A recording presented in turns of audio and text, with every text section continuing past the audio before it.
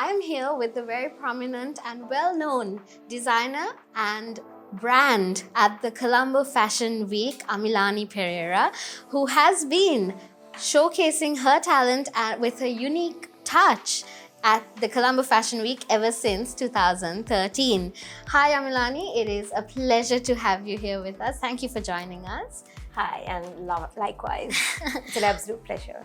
Well, the pleasure is all ours. Amilani, to speak a little bit about Colombo Fashion Week, could you tell us a little bit about what the collection is like and what's the focus this season?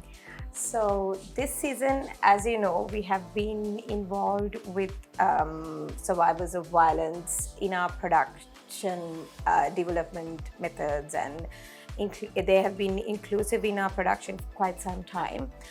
And this year, Women's Day happened to be inspiring inclusion as well, which I thought of doing the collection based on the unutilized women, mainly in Sri Lanka as well, because there's so much of we have to offer, and I feel like more than the other continents in South Asia per se, the women have become more suppressed in terms of the role which they have to portray in the society. So with that, also I'll be using some of the works with the survivors of violence have done, especially a project which I did with the United Nations Population Fund, where all of us went to the Akasa shelter in Anuradhapura, and this is a shelter which houses differently abled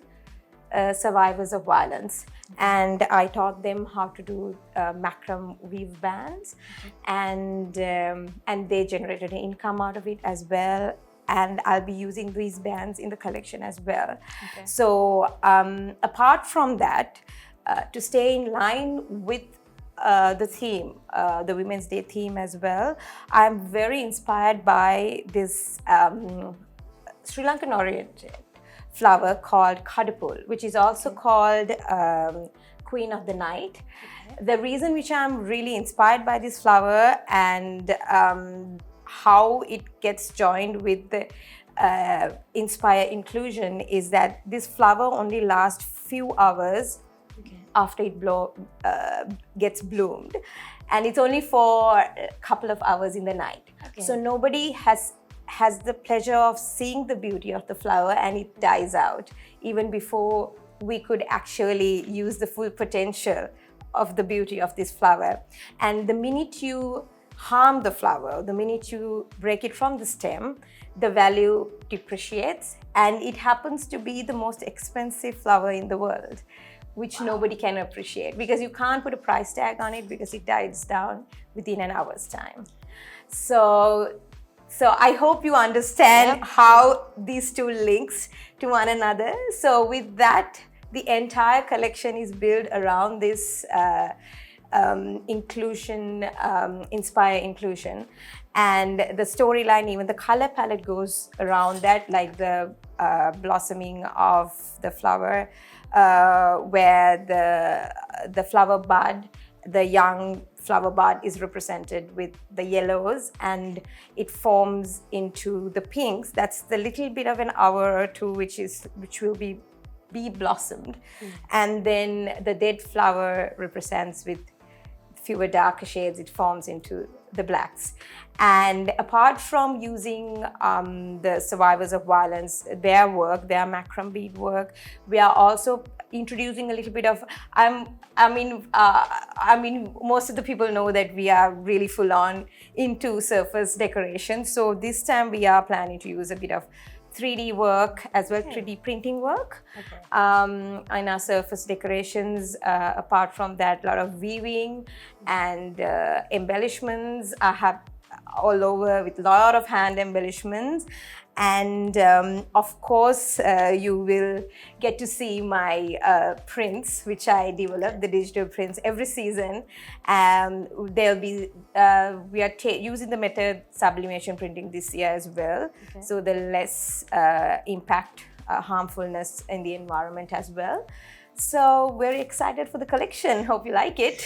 We are very excited as well, and definitely looking forward to seeing and being a part of your collection as well. Thank you. Also, Amilani, since we spoke a little bit about the survivors, and since you do play a major role in playing or being the voice of victims, since there are victims involved and you're using their products or their creations within your session as well, could you tell us a little bit about the challenges that you may have faced to get the right skill out of them, and how have you been teaching them, and how has it been? How has the whole process been? Well, it has been a lot challenging. Especially all these shelters are based out of Colombo for specific reasons, because these girls need their privacy and things like that. So we have traveled to Kandy. So especially this shirt which I'm wearing, actually weaved by survivors actually. Okay. So this is the Christmas collection which we did by their hand woven material. So this was done in Kandy. Weaving has been done in Kandy. So the macram beads had to be couriered from Anuradhapura, because they were based in Anuradhapura. To teach them also, we had to travel to Anuradhapura to source material, to see how they work, their finishings. We all had to visit Kandy, things like that. The logistics have been a bit of a challenging process, but hats off, I have to thank United Nations Population Fund, UNFPA, for being an amazing partner and who had always been supportive in achieving the goals which I wanted to achieve with these survivors as well. And even the shelter caretakers, everyone has been so generous there, especially in 2020 when we initially started the project and partnership with United Nations Population Fund. I remember the entire project we handled through WhatsApp, because 2020 was the most challenging year so far, I think, for the entire mankind. Different provinces were on lockdown, different stages, so we had to courier back and forth. Everything was organized through WhatsApp, sending even sketches. Everything was done remotely, but everything worked out well thanks to the shelters. That time it was Women Development Center, and because of United Nations Population Fund. So it has been amazing. It has been an amazing journey. I take all these challenges as a positive energy, because that keeps me going and that really pushes me and it gives me the drive. And we are looking forward to work on with the survivors, more workshops as well in future. So yeah, yes, definitely.